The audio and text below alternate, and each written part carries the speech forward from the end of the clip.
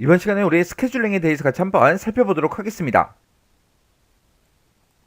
우리 스케줄링이라는 거요. 스케줄링이라는 말에 보게 되면 스케줄이라는 말이 들어가죠. 우리 연예인들을 보게 되면 만약에 가수가 한 명이 있어요. 그 사람의 이제 스케줄을 매니저가 전부 다 이제 관리를 해주죠. 그 매니저가 스케줄만 그냥 관리를 해주는 게 아니라 만약에 그 가수가 만약에 이제 행사가 잡혔다고 생각해 보세요. 그러면 행사장까지 타고 갈 그 차도 그 매니저가 이제 배차를 전부 다 이제 받고요. 그리고 그 행사장에 입고 갈 그 옷도 이제 준비를 해야 되고 그 행사장에 갈 때 이제 헤어가 됐든 메이크업이 됐든 그런 것도 이제 잘 받을 수 있도록 매니저가 전부 다 이제 관리를 해준다고요. 그런 역할을 해주는 게 우리 이제 스케줄링이라는 거예요. 해서 컴퓨터에서 우리 이제 프로세스요. 프로세스는 실행 중인 그 프로그램을 보고 얘기한다 그랬죠. 이 프로세스가 이제 생성이 돼서 실행이 될 때 그때 이제 필요한 여러 가지 이제 시스템 자원들이 있을 거예요. 그런 여러 가지 이제 시스템 자원들을 해당 프로세스한테 할당하는 그 작업을 보고 우리가 스케줄링 그렇게 이제 부르는 거고, 이걸 이제 수행해 주는 걸 보고 우리가 이제 스케줄러 그렇게 이제 부릅니다. 이런 이제 스케줄링 할 때 목적에 보게 되면 이제 여러 가지가 있는데 모든 프로세스한테 공정하게 이제 할당이 돼야 되겠죠. 그리고 단위 시간당 프로세스를 이제 처리하는 그 비율을 이제 증가를 시켜서 처리량을 이제 최대화를 이제 시켜줘야 돼요. 그리고 응답 시간이 됐든 반환 시간이 됐든 그런 것들은 이제 최소화가 돼야 되겠죠. 여기서 응답 시간이다 그러면 내가 이제 게임을 이제 실행하려고 더블 클릭을 했어요. 해당 아이콘을 이제 더블 클릭을 했는데 바로바로 실행이 돼야지 더블 클릭하고 나서 뭐 한 1분 뒤에 막 실행이 돼요. 그러면 안 되잖아요. 해서 응답 시간이 됐든 반환 시간이 됐든 이런 것들은 전부 다 이제 최소화가 돼야 되고, 경과 시간 이 하나의 프로세스가 이제 처리될 때 얼마나 이제 시간이 이제 소요가 될지 그건 이제 예측이 이제 가능해야 됩니다. 이런 목적을 가지고 있는 게 우리 스케줄링이라는 거요. 이런 스케줄링에 보게 되면 이제 여러 가지가 있는데 크게 두 가지로 나눠서 볼 수가 있어요. 스케줄링은 크게 이제 선점형 스케줄링이라는 게 있고 비선점 스케줄링이라는 게 있고, 이렇게 이제 두 가지로 나눠 볼 수 있습니다. 지금 여기 보게 되면 선점이다, 비선점이다 그렇게 이제 나와 있죠. 선점하고 비선점은 뭘 얘기하냐? 얘는 이제 CPU를 중간에 이제 뺏어서 쓸 수 있냐 없냐 그 차이가 우리 선점과 비선점의 차이인데, 예를 들어서 화장실에 한 칸이 있다고 생각을 해보세요. 그러면 이 화장실 한 칸에서 용변을 볼 수 있는 사람은 딱 한 명밖에 없어요. 근데 내가 이제 화장실이 너무 급해서 막 화장실로 쫓아갔습니다. 쫓아가서 이제 문이 닫혀 있길래 똑똑 두들겨 보니까 안에 사람이 있나 봐요. 해서 똑똑하고 소리가 나길래 기다렸습니다. 근데 그 사람이 이제 언제 나올지 알아요? 모르죠. 해서 나는 뭐 해야 돼요? 이제 밖에서 계속해서 기다려야 돼요. 언제까지? 그 사람이 나올 때까지. 그런 걸 보고 우리가 이제 비선점 스케줄링 그렇게 이제 부르는 거예요. 그래서 안에 들어간 그 사람이 언제 나올지 몰라요. 모르는데 그 사람이 나올 때까지 무한정 기다리는 걸 보고 우리가 비선점이다 그렇게 이제 부르는 거고, 선점이라는 건 뭘 얘기하냐? 만약에 내가 이제 화장실이 급해서 막 쫓아갔더니 안에 이제 사람이 있어요. 그러면 내가 너무 급하니까 그 사람을 아예 강제로 빼고 내가 들어가서 이제 용변을 보는 거, 그게 이제 선점형이요. 그건 이제 말도 안 되죠. 안 됐지만 그렇게 이제 내가 강제로 이제 뺏어서 쓸 수 있냐 없냐에 따라서 선점과 비선점 이 두 가지로 이렇게 이제 나눠집니다. 선점이 이제 내가 CPU를 강제로 뺏어서 사용할 수 있는 게 우리 선점형이고요. CPU를 이제 강제로 뺏어서 사용할 수 없는 게 비선점이요. 그러면 선점하고 비선점 좀 더 자세히 살펴보자고요. 자, 우리 종료해보게 되면 이제 비선점하고 이렇게 나왔는데, 비선점 스케줄링이라는 거는 이미 할당된 그 CPU를 다른 프로세스가 강제로 빼앗아서 사용할 수 없는 그 스케줄링 기법을 우리가 이제 비선점 스케줄링 그렇게 이제 부릅니다. 그러면 얘는 이제 CPU를 강제로 뺏어서 사용할 수 없기 때문에 앞에 사람이 전부 다 끝날 때까지 기다렸다가 그 다음에 이제 내 순서가 왔을 때 내가 이제 CPU를 이제 할당 받아서 뭔가를 처리하는 거, 그게 이제 우리 비선점이에요. 그래서 우리 이제 비선점 스케줄링에 보게 되면 지금처럼 이렇게 이제 네 가지가 나왔죠. 지금 여기 보게 되면 FI, FO가 나왔어요. 여기서 이제 F가 이제 first요. first in, first out. 먼저 들어간 게 먼저 나온다 그런 뜻이죠. 그리고 지금 요 앞에 보면 FC, FS라고 있어요. 지금 여기 이제 F가 이제 first고요. 그리고 이제 C가 이제 come이요. come. 그리고 F가 또 first. 그리고 S가 이제 serve요. 해서 first come, 먼저 들어온 게 first serve, 먼저 할당 받는다. 그런 뜻이요. 해서 FC, FS랑 FI, FO랑 똑같은 말이에요. 해서 얘는 준비 상태 Q에 도착한 그 순서대로 차례대로 CPU를 이제 할당받는 그 기법을 보고 우리가 얘기하는 거고요. 그 다음에 SJF라는 게 나와 있죠.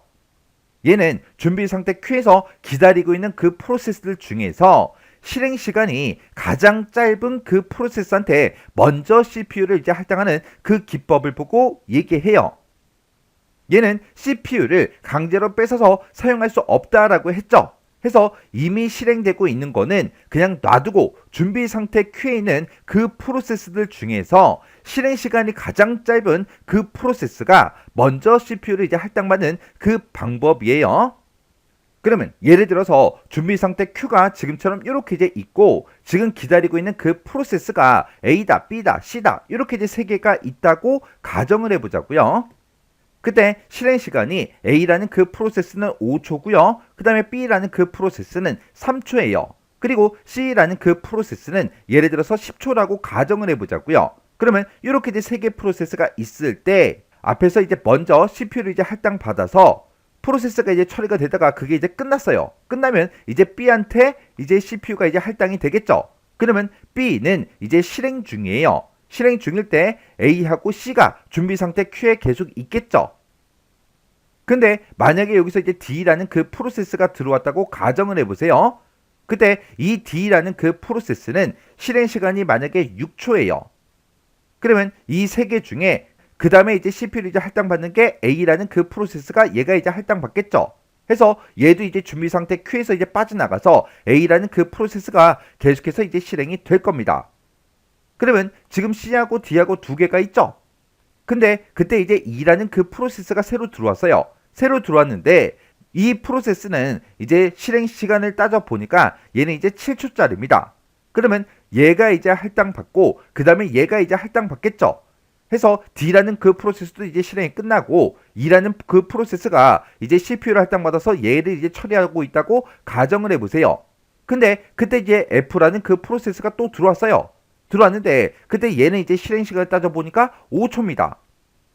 그러면 그 다음에 또 CPU를 할당받는 거는 이제 F가 할당받을 거라고요. 그러면 C는 아까 들어왔는데 계속해서 이제 CPU를 할당을 못 받죠.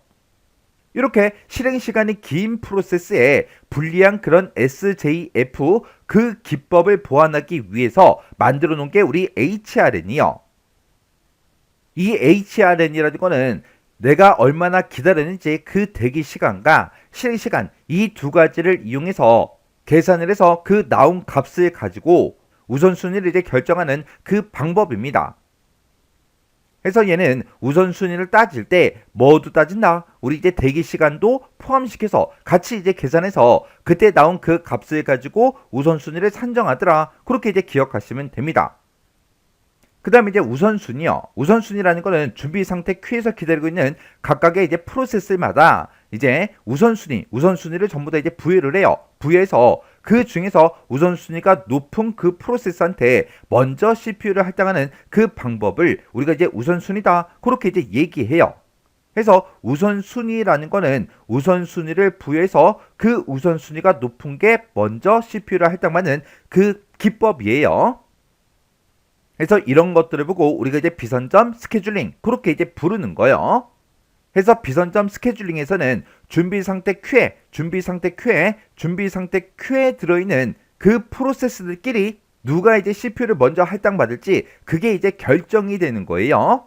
이미 실행되고 있는 그 프로세스는 해당 사항이 있다 없다? 없더라. 왜? CPU를 강제로 이제 뺏어서 사용할 수 없기 때문에 실행되고 있는 건 빼고 준비 상태 Q에서 기다리고 있는 애들만 대상으로 해서 우선순위를 따지는 겁니다. 그 다음에 이제 선점 스케줄링이요. 선점형 스케줄링이라는 거는 하나의 프로세스가 CPU를 이제 할당받아서 실행을 하고 있어요. 실행을 하고 있을 때 이 프로세스보다 우선순위가 높은 다른 프로세스가 CPU를 이제 강제로 뺏어서 사용할 수 있는 그런 이제 스케줄링 기법을 보고 우리가 이제 선점 스케줄링 그렇게 이제 부르는 거예요. 그래서 얘는 이제 CPU를 이제 강제로 뺏어서 사용할 수 있기 때문에 실행되고 있는 그 프로세스도 같이 이제 우선순위를 따지는 거예요. 지금 여기 이제 첫 번째 거 우리 이제 SRT 하고 나왔는데 이 SRT라는 거는 실행 시간을 서로 이제 비교해서 가장 짧은 실행 시간을 요구하는 그 프로세스한테 CPU를 이제 먼저 할당하는 그 기법을 보고 우리가 SRT 그렇게 이제 불러요. 요 SRT 지금 제가 밑줄 친 부분을 읽어보면 얘랑 이제 비슷한 아이가 아까 하나 있었죠. 그게 SJF라는 그 아이요. 그러면 SJF랑 SRT랑 같이 놓고 같이 비교 좀 해보자고요. 지금 여기 보게 되면 실행 시간을 비교해서 가장 짧은 시간을 요구하는 그 프로세스한테 CPU를 이제 할당한다 그랬죠. 지금 SJF를 봐도 실행 시간이 가장 짧은 그 프로세스한테 CPU를 이제 먼저 할당한다. 그렇게 이제 써져 있다고요. 요만큼만 보면 이제 똑같은데 얘는 SJF는 비선점이에요. 비선점이기 때문에 준비 상태 큐에서 기다리고 있는 그 프로세스들만 대상으로 해서 실행 시간을 서로 이제 비교합니다. 근데 이 SRT라는 거는 선점 스케줄링이에요. 해서 얘는 이제 CPU를 강제로 이제 뺏어서 사용할 수 있기 때문에 현재 실행 중인 그 프로세스에 남아있는 그 시간이랑 준비 상태 큐에 새로 도착한 그런 프로세스까지 같이 서로 비교해서 실행 시간이 가장 짧은 그 프로세스한테 CPU를 이제 할당합니다. 해서 현재 실행 중인 그 프로세스까지 같이 이제 비교를 하냐 안 하냐 그 차이예요.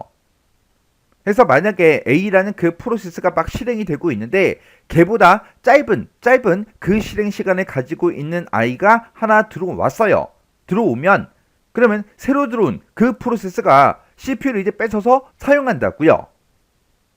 그래서 우리 SRT랑 SJF 요 두 가지 정확하게 구분하셔야 돼요. 그 다음에 이제 라운드 로빈이라는 거요. 라운드 로빈을 다른 말로 이제 RR 방식이다. 그렇게 이제 부르는데 이 라운드 로빈 방식은 시분할 시스템 여기서 이제 사용하는 그 스케줄링 그 기법이에요. 시분할 시스템이다라고 하게 되면 시간을 이제 분할해서 정해진 그 시간만큼 CPU를 이제 사용하는 걸 보고 얘기합니다. 해서 규정된 그 시간이나 아니면 시간 조각을 미리 정해요. 뭐 3초면 3초, 4초면 4초 그렇게 이제 시간을 딱 정의를 해요. 정의를 하고 나서 그 CPU 이제 스케줄러가 준비 상태 큐에 정의된 그 시간만큼 각 프로세스한테 CPU를 제공하는 그 방식을 보고 얘기합니다. 그래서 예를 들어서 A라는 그 프로세스가 있고 B라는 그 프로세스가 있고 C라는 그 프로세스가 있어요. 그때 규정된 시간을 이제 정하는데 그 시간이 만약에 1초다. 그러면 얘가 이제 1초 동안 CPU를 먼저 사용해서 뭔가를 처리하고 그 다음에 이제 B에 이제 CPU를 할당해서 또 1초 동안 뭔가를 처리합니다. 그 다음에 또 C가 또 1초 동안 CPU를 할당받아서 뭔가를 또 처리해요. 그러고 나서 또 A라는 그 프로세스한테 CPU를 할당해서 1초 동안 뭔가를 처리하고 그 다음에 또 B한테 1초를 주고 그 다음에 또 1초를 주고 이런 식으로 공평하게 돌아가면서 1초 동안 1초씩 그렇게 이제 규정된 그 시간 동안 CPU를 이제 제공해주는 그 방식이 우리 라운드 로빈 방식이요. 그 다음에 이제 우리 다단계 큐라는 거요. 다른 이제 스케줄링 방식에서는 우리 이제 준비 상태 큐가 딱 하나밖에 없습니다. 근데 이 다단계 큐에서는 이 준비 상태 큐를 여러 개를 이제 만들어서 쓰는 거예요.